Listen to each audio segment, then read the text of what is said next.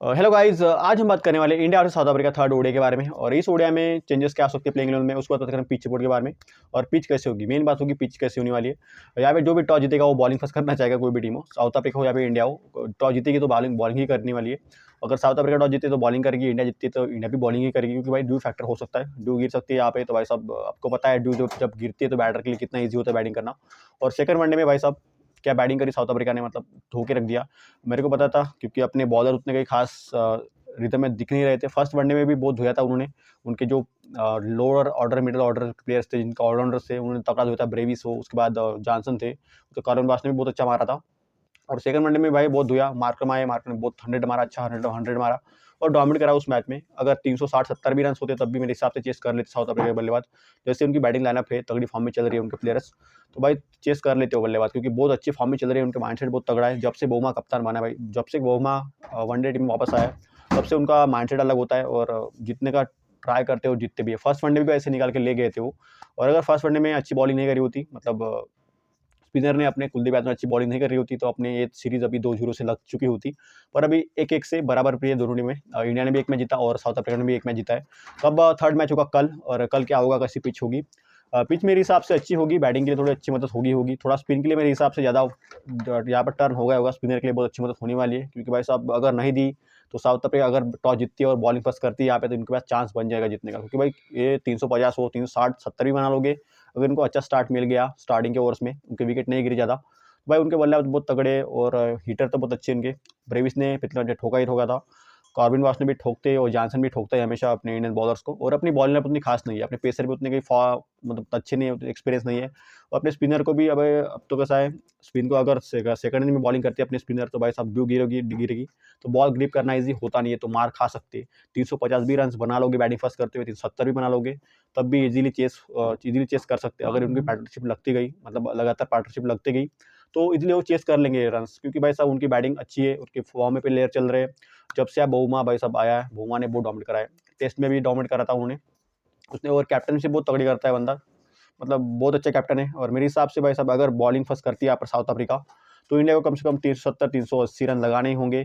और बॉलिंग अच्छी करनी पड़ेंगी अपने बॉलर्स को। अगर बॉलिंग नहीं अच्छी हुई, अगर विकेट नहीं लिए, तो भाई साहब साउथ अफ्रीका ऐसी टीम है, अगर उनके विकेट नहीं गिरे तो भाई साहब मैच निकाल के ले जाएंगी। और अच्छी बैटिंग फॉर्म में चले, इनके ओपनर्स हो, उनके मिडिल ऑर्डर हो, उनका लोअर मिडिल ऑर्डर हो, उनका ऑलराउंडर्स हो, भाई सब फॉर्म में चल रहे। जॉनसन हो, कॉर्बिन बॉश हो, उसके बाद मार्करम भी तगड़ी बैटिंग करके आए, पिछले मैच में तो 100 मारा उन्होंने। तो भाई साहब इजी होगा नहीं। और रिकल्टन और किंटन डिकॉक तो चली ही नहीं। और ब्रेविस ने पिछला मैच तो बहुत तगड़ा खेला, उससे फर्स्ट वनडे में भी अच्छी बैटिंग करी थी, सेकंड वनडे में भी तगड़ी बैटिंग करी, मतलब 50 लगाई थी, 150 का स्ट्राइक रेट था। भाई तगड़ा खेलता है, छक्के इजीली मार लेता है। तो भाई इजी होगा नहीं। अगर कल इंडिया बैटिंग फर्स्ट करती है, तो भाई इंडिया के लिए इजी होगा नहीं रन बचना है। अगर यहाँ पे ड्यू गिरती है तो भाई साहब अपने स्पिनर बहुत मार खाएंगे। और अपने पेसर तो कुछ है ही नहीं, प्रसिद्ध कृष्णा भाई साहब, वो तो मेरे हिसाब से पिट नहीं आता है, बहुत रन स्लिक करता है, बहुत मार भी खाता है। मेरे हिसाब से इनको टीम से तो अब छुट्टी मिलनी चाहिए इनको, इनकी जगह कोई और पेसर आना चाहिए। अगर इन्वेस्ट करना है तो अच्छे पेसर पे करना चाहिए इंडियन मैनेजमेंट को, क्योंकि भाई बहुत मार खाई इन्होंने, टेस्ट हो, वनडे हो, टी20 में बहुत मार खाई थी, खाएंगे। और मेरे हिसाब से बहुत शॉर्ट लेंथ बॉल करते हैं तो बहुत मार खाते हैं, और इनके पास कोई वेरिएशन भी नहीं है। तो मेरे हिसाब से प्रसिद्ध कृष्णा का बनता नहीं है प्लेइंग इलेवन में। पर गंभीर है भाई, गंभीर क्या करता है पता नहीं। अगर खेलना अगर इनकी जगह कोई और आता तो अच्छा कर सकता है। पर मेरे हिसाब से चेंजेस होंगे इंडिया की टीम में, दो ही होंगे चेंजेस यहाँ पर। सुंदर बाहर जा सकते हैं और ऋषभ पंत खेल सकते हैं, या फिर प्रसिद्ध कृष्णा बाहर जा सकते हैं, किसी उनकी जगह कोई और बॉलर खेल सकता है। बाकी कुछ चेंजेस नहीं होंगे। और साउथ अफ्रीका के टीम में मेरे हिसाब से कुछ चेंजेस नहीं होंगे, सेम 11 रहेगी उनकी, वही प्लेयर रहेंगे, क्योंकि पिछले मैच में बहुत सारे चेंजेस करे थे उन्होंने, मतलब केशव महाराज आए थे, उसके बाद बहुत से उनके प्लेयर्स आए थे, मतलब बोमा आया था। तो भाई साहब उनके प्लेयर्स ने पूरे कमबैक कर चुके हैं, अच्छी टीम दिख रही है साउथ अफ्रीका की। और उनकी भाई साहब माइंडसेट बहुत तगड़ा चल रहा है, मतलब उतना उनको कितने भी रन दो, 350-370 अगर बैटिंग फर्स्ट करती है इंडिया यहाँ पे, तो भाई चेस करने का मादा रखती है उनके प्लेयर्स, और अच्छे फॉर्म में चल रहे हैं। और उनके हिटर बहुत तगड़े, ब्रेड्सके हो, उसके बाद कॉर्बिन बॉश हो, जॉनसन हो, मार्करम हो, रिकल्टन और डिकॉक तो चली ही नहीं है। तो आप देख सकते हो कैसी टीम चल रही है उनकी, मतलब इनको अच्छी कंडीशन मिल गई। अगर सेकंड इनिंग में बैटिंग करने को मिली इनको, अगर साउथ अफ्रीका जीती तो बॉलिंग करेगी कन्फर्म है, मतलब 100% चांस है कि बॉलिंग करेगी साउथ अफ्रीका। तो भाई साहब सेकंड इनिंग में अगर इंडिया ने कम रन बनाए, अगर इंडिया को जल्दी रोक लिया, 300 के अंदर रोक लिया, या फिर 320, 330 इतने रन के अंदर रोक लिया, तो भाई साहब चांस बनेगा इनका साउथ अफ्रीका का, क्योंकि भाई साहब इनकी बैटिंग लाइनअप बहुत तगड़े फॉर्म में चल रही है। और इनको कोई रोक नहीं सकता। और अपने बॉलर तो वैसे भी मतलब स्पिनर को बहुत मारते हैं, मतलब अगर स्पिनर को थोड़ा 2-3 हिट पड़ जाती है तो स्पिनर पूरा बैकफुट पे आ जाता है। कोई भी स्पिनर हो, अच्छा भी स्पिनर हो तब भी, तो बैकफुट पे आ ही जाता है। तो कल की पिच पर निर्भर करेगा, ऐसी पिच होगी और जो वेदर कंडीशन होगी, कंडीशन कैसी होगी। जो अगर ड्यू गिरती है तो भाई साहब, अगर ड्यू गिरेगी और इंडिया यहाँ पे बैटिंग फर्स्ट करती है तो भाई साहब मैच 60% चांस बनेगा साउथ अफ्रीका का। अगर इंडिया की टीम टॉस जीतती है और बॉलिंग करती है तो भाई चांस इंडिया का बनेगा, क्योंकि उनके भी बॉलर उतने फॉर्म में नहीं है। बहुत रन खाए दोनों मैचेस में इन्हें। पहले मैच में 350 रन बनाए थे, वहाँ पे विराट कोहली 100 मारा था और रोहित शर्मा ने भी धो दिया था। उसके बाद के राहुल ने भी अच्छे खासे रन मारे थे नीचे आके। उसके बाद सेकंड मैच में तो भाई साहब विराट कोहली फिर से 100 मारा और रोहित शर्मा टॉप रहे, पर भाई साहब अच्छी पारी खेली, मतलब के राहुल ने अच्छी पारी खेली। तो इंडिया को कम से कम 380 रन लगाने चाहिए थे बोर्ड पर, नहीं रन बना पाई। लास्ट के 15 ओवर में कुछ ज़्यादा रन नहीं बने। जडेजा भी शॉट्स नहीं मार पाया, ज़्यादा हिट नहीं मार पाए। तो भाई अब पता चलेगा थर्ड वनडे में, कल ही थर्ड वनडे, तो पता चलेगा कौन जीतता है और कौन सीरीज अपने नाम करता है। बाकी तो कुछ नहीं है। प्लेइंग इलेवन में कोई चेंजेस नहीं होंगे, मतलब इंडिया के प्लेइंग इलेवन में 2 चेंजेस हो सकते हैं। यहाँ पर ऋषभ पंत आ सकते हैं और के मतलब वशिंगटन सुंदर बाहर जा सकते हैं, या फिर प्रसिद्ध कृष्णा की जगह कोई एक बॉलर खेल सकता है। बाकी कोई चेंजेस नहीं होंगे। और साउथ अफ्रीका के प्लेइंग इलेवन में कोई चेंजेस नहीं होंगे, सेम इलेवन होगी, वही प्लेयर रहने वाले उनके। और बाकी जब सेकंड वनडे में जितने चेंजेस हुए थे वही प्लेयर रहने वाले, तो भाई साहब कोई चेंजेस होगा नहीं और वही सेम इलेवन रहेगी, बाकी कुछ नहीं। और पिच रिपोर्टिंग मेरे हिसाब से भाई साहब थोड़ी मतलब अच्छी होगी, बैटिंग के लिए अच्छी होगी पिच। थोड़ा स्पिन को अच्छा असिस्ट मिल सकता है, क्योंकि भाई साहब सेकंड वनडे हारी इंडिया, और जो भी होम टीम होती है, अगर लेवल सीरीज हो जाती है तो अपने हिसाब से कंडीशन बनाती है। तो मेरे हिसाब से इंडिया की टीम में मतलब स्पिनर के लिए अच्छी विकेट होगी तो स्पिनर ऐड कर सकती है, या फिर सेम इलेवन के साथ जा सकती है, या फिर ऋषभ पंत को भी मौका मिल सकता है, या फिर नहीं भी मिल सकता, क्योंकि कोई भरोसा नहीं है गौतम गंभीर का। मतलब सेम इलेवन भी खिला सकते हैं, या फिर चेंजेस भी कर सकते हैं। उसके बाद अपने प्लेयर जो रहेंगे इस मैच में, जो देखने लायक रहेंगे, जो रन मार सकते हैं, विराट कोहली मेरे हिसाब से वैसा फ्लॉप होने चांस रहेगा इनका, क्योंकि 2 मैच अच्छे गए इनके, 2 मैच में 200 मारे। पर जैसा फॉर्म चल रहा है, जैसा माइंडसेट चल रहा है, जैसे एटीट्यूड में दिख रहे हैं, जैसे कॉन्फिडेंस दिख रहे हैं विराट कोहली, तो तीसरा भी 100 आ सकता है इनका, क्योंकि भाई साहब विशाखापट्टनम में अच्छी पारी खेली है, हमेशा अच्छे खासे रन मारे भाई 4 या 5 में। तो देख सकते हो कैसा चल रहा है उनका फॉर्म, और फॉर्म भी बहुत अच्छा चल रहा है। विशाखापट्टनम में पिच बहुत तगड़ी होती है बैटिंग के लिए, रन बनते हैं। थोड़ा ड्यू का फैक्टर होगा, तो टॉस बहुत इंपॉर्टेंट होने वाला है इस मैच में। अगर साउथ अफ्रीका जीतेगी तो भाई साहब साउथ अफ्रीका बॉलिंग करेगी और इंडिया को 380 रन लगाने ही पड़ेंगे बॉलिंग पे, बैटिंग करते हुए फर्स्ट। अगर अब बैटिंग फर्स्ट में 360 से 370 रन बना ले तो मैच बन सकता है। अगर अगर विकेट ली तो, अगर विकेट नहीं ली साउथ अफ्रीका के बल्लेबाजों की, तो भाई साहब साउथ अफ्रीका के बल्लेबाज ऐसे हैं, वो भाई साहब छोड़ते नहीं, कोई भी बॉलर हो भाई साहब सबको मारते। तो देख ही लेता, फर्स्ट वनडे में भी निकाल के ले गए थे साउथ अफ्रीका वाले। अगर उनको साथ एक बंदा टिक जाता कॉर्बिन बॉश के साथ, तो भाई साहब वो भी मैच निकाल के ले जाते। और सेकंड वनडे में भाई साहब 62 मार दिया, मतलब ब्रेविस ने आया, ब्रेविस ने मार दिया। उसके बाद मार्करम ने ठोका। मतलब देख सकते हो कैसे फॉर्म में चल रही है उनके 2 प्लेयर, तो ऐसे फॉर्म में नहीं चल रहे, रिकल्टन और क्विंटन डिकॉक। बाकी तो पूरे फॉर्म में तगड़े चल रहे हैं उनके। उनके बॉलर्स उतना खास नहीं कर पाए दोनों मैचेस में, पाए उनकी बॉलिंग लाइन भी तगड़ी है, कभी कभी भी पिकअप कर सकती है और विकेट भी ले सकती है इंडियन बैटर्स के। अपने 2 ही प्लेयर चले भाई साहब, एक तो विराट कोहली चले, उसके बाद ऋतुराज गायकवाड़ आए थे पिछले मैच में, तो वो भी उसने भी तगड़ी 100 मारा भाई, बहुत तगड़ा 100 मारा उन्होंने भी। उनका सेकंड मैच था। तो भाई साहब नजरें रहेंगी इनके, भाई ऋतुराज गायकवाड़ हो, विराट कोहली हो, और विराट कोहली पे खासकर नजरें होने वाली है थर्ड कॉन्सिक्यूटिव 100 मारेंगे या नहीं। मेरे हिसाब से फ्लॉप होने चांस रहेगा इनका, क्योंकि भाई साहब लगातार 300 मारना इजी होता नहीं है, पर विराट कोहली है, मार भी सकता है। और भाई साहब मार भी सकते हैं विराट कोहली 100। और विशाखापट्टनम में उनकी फॉर्म बहुत मतलब फॉर्म अच्छी चल ही रही है, उनका एवरेज बहुत तगड़ा है यहाँ पे, मतलब 90 के ऊपर ही, मतलब 70 या 60 पर का एवरेज चल रहा है, और 500 से ज़्यादा 700 से ज़्यादा रन बना चुके हैं इस ग्राउंड पर। तो भाई चांस बन सकता है इनका रन बनाने का, और रन मार भी सकती है विराट कोहली, क्योंकि जैसे फॉर्म चल रहा है जिनका, जैसा एटीट्यूड चल रहा है, जैसे प्रैक्टिस चल रही है भाई साहब, जैसे कॉन्फिडेंस में दिख रहे हैं, जैसे फॉर्म में दिख रहे हैं विराट कोहली, तो तीसरा भी 100 आ सकता है। उसके बाद जायसवाल थोड़ा फ्लॉप रहे थे पिछले मैच में, मतलब दोनों मैच में फ्लॉप ही रहे, उतने खास रन नहीं बना पाए। पर जायसवाल को अच्छा करना होगा भाई साहब, नहीं तो टीम से बाहर जा सकते हो आप, क्योंकि भाई साहब वैसे भी शुभमन गिल वापस आ चुके हैं T20 में, तो उनको मौका मिलेगा कंफर्म, क्योंकि वाइस कैप्टन है, और वाइस कैप्टन इंडिया में होगा तो टीम से बाहर जा नहीं सकता। और शुभमन गिल का कमबैक बनेगा T20 सीरीज में, वो कमबैक कर चुके हैं, उनकी भी मतलब वो भी कमबैक कर चुके हैं T20 सीरीज में, और कमबैक करेंगे और खेलेंगे भी ओपनर। तो ये रहेंगे अपने प्लेयर्स, चल सकते हैं, मतलब अच्छा कर सकते हैं। उसके बाद प्लेयर जो रहेंगे उसमें सीरीज में जो अच्छा कर सकते हैं, मेरे हिसाब से नजर रहेंगी उन पर 9 लोगों की। उनमें रहेंगे विराट कोहली, तो पहले नंबर पर होंगे, क्योंकि विराट कोहली का फॉर्म बहुत अच्छा चल रहा है, विशाखापट्टनम में हमेशा अच्छा करते आए। उसके बाद रोहित शर्मा पिछले मैच में फ्लॉप रहे थे, मैंने बोला था फ्लॉप होंगे पिछले मैच में, क्योंकि भाई साहब लगातार दो मैचेस में अच्छा कर चुके, 3 मैचेस में अच्छा कर चुके। ऑस्ट्रेलिया में 2 वनडे में एक 50 आया था, एक 100 आया था। उसके बाद थर्ड जो फर्स्ट वनडे हुआ था इंडिया से साउथ अफ्रीका, उसमें उन्होंने 50 मारी थी। उसके बाद सेकंड वनडे में फ्लॉप रहे, और तीसरे वनडे में चल सकते हैं, विशाखापट्टनम में भी अच्छी मतलब पारी खेल सकते हैं रोहित शर्मा। और जब भी इंडिया की टीम दबाव में आती है तब भी रोहित शर्मा, विराट कोहली बहुत अच्छा करते हैं। तो भाई साहब इनको अच्छा करना होगा। अगर ये नहीं चलेंगे तो भाई इंडिया के मतलब फॉर्म में उतनी खास प्लेयर नहीं है। ऋतुराज गायकवाड़ का थर्ड मैच है और पिछले मैच में 100 मारा था उन्होंने। पर भाई साहब नया प्लेयर है तो भाई ईजी होता नहीं है खेलना। मतलब थर्ड ही मैच है उनका, तो रन मार सकते हैं। और स्पिन को भी अच्छा खेल लेते हो, पेसर को भी तगड़ा खेल लेते हो गायकवाड़। तो भाई साहब इनको भी अच्छा करना होगा। और नजर रहेंगे गायकवाड़ पर, रोहित शर्मा और विराट कोहली पर, क्योंकि भाई साहब इनको अच्छा करना ही पड़ेगा। क्योंकि अगर ये फ्लॉप हो गए तो भाई साहब रन बनेंगे नहीं ऊपर से। अगर रन नहीं बनेंगे तो भाई साहब साउथ अफ्रीका जैसी बैटिंग लाइन में चल रहे हैं, उनके फॉर्म में प्लेयर चल रहे हैं, इजीली मैच ले जाएंगी वो। तो इनको अच्छा करना ही पड़ेगा। रोहित शर्मा, विराट कोहली और ऋतुराज गायकवाड़ पर नजरें होगी। उसके बाद एडम मार्करम, साउथ अफ्रीका के बल्लेबाज भाई साहब, अच्छा प्लेयर, टेक्निकल साउंड, स्पिन को भी अच्छा खेल लेता है, पेस को भी अच्छा खेल लेता है। अगर इनकी अर्ली विकेट नहीं ली, मतलब स्टार्टिंग के ओवर्स में, मतलब स्टार्टिंग में विकेट नहीं ली इनकी, अगर ये टिक गए तो भाई साहब मैच निकाल के ले जाएंगे। क्योंकि भाई ये ऐसा बंदा है, स्पिन को भी अच्छा खेलता है, पेसर को भी तगड़ा खेलता है और बराबर मतलब गेम बहुत अच्छी से चलाता है।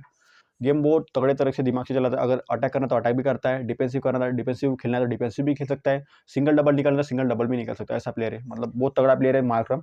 और पिछले मैच में मार्करम ने भाई साहब 100 मारा था, भाई साहब तगड़ी नॉक। और साउथ अफ्रीका अपनी टीम को जीत दिलाई थी भाई साहब, अच्छे रन मारे थे इन्होंने। अगर ये 100 नहीं मारते तो भाई ईजी होता नहीं साउथ अफ्रीका के लिए। पर भाई मार्करम बहुत अच्छा है, प्लेयर है, और मेरे हिसाब से ये भी चल सकता है। उसके बाद ब्रेविस तो भाई छोड़ ही दो, बहुत तगड़ा कर सकता है। मेरे हिसाब से फ्यूचर में होने वाले प्लेयर्स शुभमन गिल, जायसवाल, उसके बाद ब्रेविस, मेरे हिसाब से तबाह मचाएंगे और बहुत अच्छा करेंगे। उसका रचिन रविंद्रा है, हैरी ब्रूक है, वो भी अच्छा कर सकते हैं। मतलब ऐसे प्लेयर अपने आगे नए, तो भाई बहुत अच्छा करेंगे। और ब्रेविस बहुत साउंड, मतलब ऐसा प्लेयर है, अगर इनको 6 बॉल साउंड मतलब स्लॉट में मिली तो 6 बॉल पे छक्का मार सकता है बंदा ये। तो डेवाल ब्रेविस भी मतलब पिछले मैच में 150 के स्ट्राइक रेट से मारा था, मतलब 35 बॉल पे 50 रन मारे थे। तो अच्छे फॉर्म में चल रहे हैं। और ये भाई साहब स्पिन को तो बहुत तगड़ा मारता है, पेसर को भी अच्छा मार लेता है। तो वो इनके भी विकेट, इन पर भी नजरें होने वाली है, इनको भी जल्दी निपटाना होगा इंडियन टीम को अगर जीतना है तो मैच। उसके बाद जॉनसन बैटिंग हो बॉलिंग हो दोनों से अच्छा करता है, हमेशा इंडिया के खिलाफ बॉलिंग से भी अच्छा करा है इन्होंने। टेस्ट मैच सीरीज में भी बहुत फोड़ा इन्होंने, बैटिंग से हो बॉलिंग से। तो जॉनसन को भी निपटाना होगा, बॉलिंग से भी टैकल करना पड़ेगा अच्छे से, उसके बाद बैटिंग से भी जल्दी निपटाना होगा। उसके बाद केएल राहुल ने अच्छी नॉक खेली है, कैप्टन है इस सीरीज में अपने केएल राहुल। तो फर्स्ट वनडे में भी अच्छी नॉक खेली, सेकंड वनडे में भी तगड़ी नॉक खेली, थर्ड वनडे में भी अच्छी नॉक आनी चाहिए। अगर चेस में जाते तो चेस में भी इनको जिताना होगा मैच। अगर बैटिंग फर्स्ट करती है तब भी थोड़ा मतलब तेज खेलना पड़ेगा। पिछले मैच में ऐसा हुआ था कि लास्ट 15 ओवर्स में रन नहीं बना पाई थी इंडिया की टीम। मतलब जडेजा थोड़ा फ्लॉप रहे थे, वहाँ रन नहीं मार पाया, मतलब 4 6 नहीं मार पाए ज़्यादा। लास्ट के 15 ओवर में ज़्यादा रन बने ही नहीं। अगर ज़्यादा रन बनते तो कम से कम 380 या 390 रन बनते। और भाई साहब 380 390 रन ईजी होता नहीं चेस करना, 350 भी बहुत रन होते भाई। पर भाई साहब आजकल की टीम का माइंडसेट ऐसा होता है, अगर टिक गए मतलब विकेट ज़्यादा गिरे नहीं है तो भाई रन्स कोई भी हो चेस कर लेते हैं। और आजकल तो भाई साहब चल रहा है 350 रन चेसेबल है, तो चेस कर भी सकते हैं प्लेयर्स, क्योंकि माइंडसेट ऐसा बना हुआ है लोगों का। मतलब प्लेयर्स का ऐसा माइंडसेट बना हुआ है कि चेस करने 350 रन। पहले होता था 350 रन मतलब मैच वन साइड होता था, पर अब ऐसा होता नहीं है। और प्लेयर का माइंडसेट ऐसा है कि चेस कर लेंगे। तो भाई साहब केएल राहुल को अच्छी पारी खेलनी होगी लास्ट में, अगर विकेट जल्दी गिर जाती है या फिर विकेट लास्ट में आते हैं 15-20 ओवर के लिए, तब इनको बड़ी नॉक खेलनी पड़ेगी और अच्छे से मतलब रन्स तेजी से बनाने पड़ेंगे। उसके बाद जायसवाल को अच्छा करना होगा भाई साहब, 2 वनडे में फ्लॉप रहे थे, पर इनको इनसे बड़ी पारी बनती है क्योंकि बहुत साउंड बल्लेबाज है। मतलब स्पिन को भी अच्छा खेलता है और पेसर को तो बहुत मारता ही मारता है। तो इनको भी अच्छा करना पड़ेगा, क्योंकि भाई साहब 2-3 साल के बाद रोहित शर्मा तो जाने ही वाले हैं। मतलब 2027 का वर्ल्ड कप खेलेंगे तो रिटायरमेंट हो सकती है। तो भाई ये ओपनर आएंगे, जायसवाल और शुभमन गिल ओपन करने वाले, और फ्यूचर की यही जोड़ी होने वाली है अपनी, दोनों इसमें। तो भाई साहब जायसवाल को अच्छा करना ही पड़ेगा, क्योंकि भाई साहब इन पर बहुत नज़रें होती है लोगों की, और बहुत अच्छा प्लेयर है। अगर ये थोड़ा मतलब अपने माइंड से खेलिए, मतलब अपने विकेट पे प्राइस लगाएगा, तो मेरे हिसाब से बहुत अच्छे खासे रन मार सकता है। क्योंकि ये अगर टिक जाता है तो स्पिन को भी बहुत डोमिनेट करता है और पेसर को भी डोमिनेट करता है। अगर ये टिक गया तो भाई साहब वन साइड मैच कर देगा, क्योंकि ऐसा बल्लेबाज है। हिटर बहुत तगड़ा है, छक्के तो इजीली मार लेता है, फोर्स तो इजीली मार लेता है। और ऐसा ये बंदा है, अगर टिक गया तो भाई बहुत लंबी पारी खेलता है। अगर 150 बनाएगा, 50 बनाए तो 100 भी बनाएगा, और 100 बना तो 150 भी बना सकता है। ऐसा बल्लेबाज है जायसवाल। तो जायसवाल को अच्छा करना ही पड़ेगा इस मैच में, क्योंकि 2 मैच में फ्लॉप रहे, तो भाई साहब तो ईजी होता नहीं इंडिया की टीम में टिकना, तो इनको रन्स बनाने पड़ेंगे। उसके बाद कुलदीप यादव को अच्छा करना पड़ेगा इस मैच में, क्योंकि भाई साहब अगर कुलदीप यादव फ्लॉप हो गए तो मेरे हिसाब से भाई मैच गया समझो, और सीरीज ये हार जाएंगे हम। अरे कुलदीप यादव ने विकेट नहीं लिए तो भाई साहब मैच गया और सीरीज भी गई। तो कुलदीप यादव को कम से कम 2 या 3 विकेट लेनी पड़ेंगी, इनको अच्छी बॉलिंग करनी पड़ेगी। अगर बॉलिंग फर्स्ट करती है इंडिया की टीम तो इनके अच्छा होगा, पर सेकंड बॉलिंग करने के लिए आते ही कुलदीप यादव तो भाई साहब इनका बॉल ग्रिप नहीं करेगा, और ड्यू में बॉल थोड़ा मतलब अच्छा हो जाता है, बैट पे अच्छा आता है, सॉफ्ट बॉल हो जाता है तो ज़्यादा स्पिन भी नहीं करता। और कुलदीप यादव को अगर स्पिन नहीं मिलेगी तो वैसे भी उन फिर साउथ अफ्रीका बल्लेबाज पेस को भी अच्छा खेल लेते हैं, पेसर को तो बहुत अच्छा मारते ही मारते हैं। अगर उनको स्पिन से थोड़ा प्रॉब्लम होती है, मतलब स्पिनर उतने अच्छे से खेल नहीं पाते उनके बल्लेबाज, अगर स्पिन को टैकल कर लिया अच्छे से इन्होंने साउथ अफ्रीका के बल्लेबाज ने, तो भाई साहब मैच वन साइडेड हो ही जाएगा और मार ही लेंगे बल्लेबाज उनके, क्योंकि भाई साहब उनकी बैटिंग लाइन बहुत तगड़ी फॉर्म में चल रही है। उनके 2 प्लेयर अच्छे फॉर्म में नहीं चल रहे और बाकी सब अच्छे फॉर्म में चल रहे हैं उनके, और उनके ऐसे प्लेयर है अगर वनडे को टी बना देते भाई, तो इनको अच्छे से बॉलिंग करनी पड़ेगी कुलदीप यादव को। सेकंड इनिंग में इनको प्रॉब्लम होगा अगर इंडिया की टीम, अगर साउथ अफ्रीका यहाँ पर टॉस जीतती है और बैटिंग फर्स्ट मतलब बॉलिंग फर्स्ट करती है यहाँ पे, तो भाई साहब सेकंड इनिंग में इनको बॉलिंग करना ईज़ी होगा नहीं, क्योंकि वाइज़ैग है, वाइज़ैग में मेरे हिसाब से ड्यू पड़ेगी, अच्छी ड्यू पड़ेगी वहाँ पे। तो कुलदीप यादव को ईज़ी होगा नहीं बॉलिंग करना। अगर ड्यू नहीं पड़ती तो भाई साहब मेरे हिसाब से कुलदीप यादव विकेट ले ही जाएँगे। अगर ड्यू पड़ेगी, बॉल गीला होगा तो भाई साहब कुलदीप यादव फ्लॉप होंगे मेरे हिसाब से, वो बहुत रन्स भी खाएँगे, क्योंकि इनको ऐसा होता है कि अटैक नहीं करेंगे प्लेयर्स तो भाई साहब ये विकेट ज़रूर ले जाएँगे। अगर इनको अटैक करते तो विकेट ले भी जा सकते हैं। तो इनको अच्छा करना ही पड़ेगा अगर इंडिया को ये मैच जीतना है तो। बाकी तो कुछ नहीं है, यही है बस सब कुछ। पिच रिपोर्टिंग मेरे हिसाब से अच्छी रहने वाली है, बैटिंग के लिए अच्छी पिच होगी, थोड़ा स्पिन को अच्छी मदद मिल सकती है, थोड़ा अर्ली ऑन पेसर को भी अच्छी मदद मिल सकती है, थोड़ा बॉल स्विंग कर सकता है, क्योंकि भाई कंडीशन पता कैसी है, तो थोड़ी मतलब मॉइस्चराइज़र होगा ही पिच पे, मॉइस्चर होगा ही पिच पे, तो थोड़ा बॉल स्विंग कर सकता है पेसर का। तो थोड़ा जो ओपनर होंगे दोनों टीमों के, उनको अच्छा करना ही पड़ेगा और स्टार्टिंग का टाइम थोड़ा अच्छे से निकालना पड़ेगा। बाकी तो कुछ नहीं है, सेम पिच रहने वाली है, थोड़ा स्पिन को अच्छी मदद मिल सकती है, क्योंकि भाई साहब मैच इंडिया हारी है तो मैनेजमेंट होगी तो स्पिन के लिए अच्छी विकेट मांगेगी। तो स्पिनर के लिए मेरे हिसाब से यहाँ पे थोड़ा अच्छी मदद होगी, तो कुलदीप यादव को अच्छा करना ही पड़ेगा। उसके बाद जडेजा को भी अच्छा करना पड़ेगा अगर खेलते हैं तो इनको अच्छा करना ही पड़ेगा। बाकी तो कुछ नहीं, पीछे बोर्ड सेमी रहने वाली है। उसके बाद प्लेइंग इलेवन में कोई चेंजेस नहीं होंगे मेरे हिसाब से, साउथ अफ्रीका के प्लेइंग इलेवन में सेमी रहने वाली है, कोई चेंजेस नहीं होंगे। इंडिया की टीम में थोड़े चेंजेस हो सकते हैं, ऋषभ पंत आ सकते हैं या फिर मेरे हिसाब से गंभीर भी अपने सेम इलेवन के साथ भी जा सकते हैं, क्योंकि भाई स्पिन को अच्छी विकेट देंगे, क्योंकि स्पिनर के खिलाफ थोड़ी साउथ अफ्रीका बल्लेबाज फेल होते हैं। तो सेम इलेवन के साथ भी जा सकते हैं, गंभीर है वो, गंभीर कुछ भी कर सकता है भाई साहब, जब से आया है तब से लगे पड़ेगी इंडिया की टीम पे, क्योंकि भाई साहब बहुत मैचेस हार चुके हैं, हम घर में तो टेस्ट सीरीज भी हार चुकी, अब ये वनडे सीरीज हारने का मतलब आ चुका है, मतलब समझो हारने के कगार पर है इंडिया की टीम।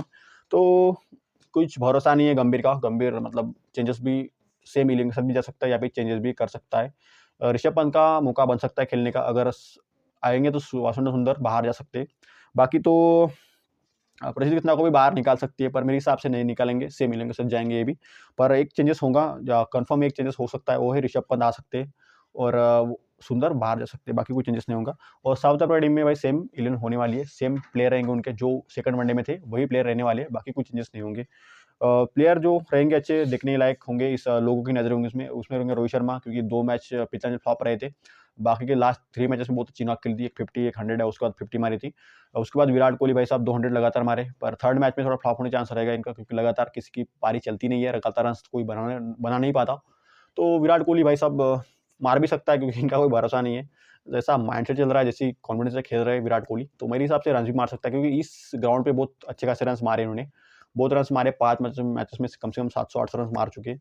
मतलब 600-700 रन्स मार चुके हैं, तो भाई साहब इनको ये रन्स मार सकता है, क्योंकि भाई साहब माइंडसेट बहुत तगड़ा है इनका। उसके बाद मार्करम भी अच्छा कर सकता है, उसके बाद ब्रेविस पर भी नज़रें होंगी लोगों की, क्योंकि ब्रेविस ऐसा बंदा है भाई साहब, अगर इनको एक ओवर में मिल गया तो भाई 4-5 छक्के भी मार सकता है बंदा है। उसके बाद मार्को जॉनसन बॉलिंग हो बैटिंग हो, दोनों से भी अच्छा कर सकता है, और इन्होंने बहुत स्ट्रगल करा, मतलब ट्रबल दिया है अपने बैटर्स को।